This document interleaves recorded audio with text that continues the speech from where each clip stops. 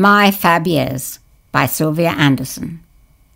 I wandered off the shooting stage, congratulating Derek Meddings, our brilliant visual effects director, on yet another lifelike model shot. As I walked past the row of cutting rooms, I smiled to myself at the disjointed snatches of dialogue that echoed along the corridor from the editing suites.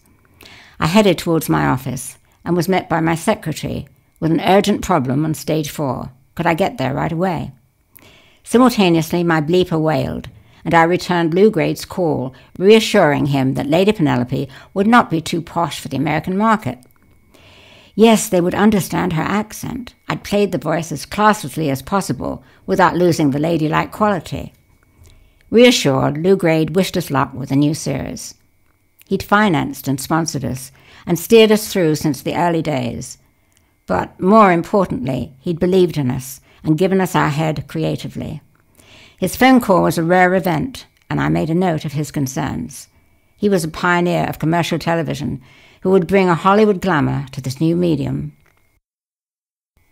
The trouble on stage 4 proved to be an elaborate hairstyle that prevented the puppet head from rotating. My role was to placate a weary director and quickly organize a more simple hairdo so that filming could continue.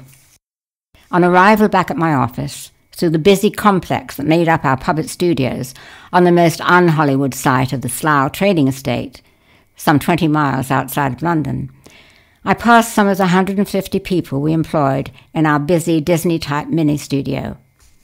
The company now embraced a whole host of byproducts, such as toys, publishing, and fashions, with subsidiary companies fast-growing to meet the demands of an ever-avid public.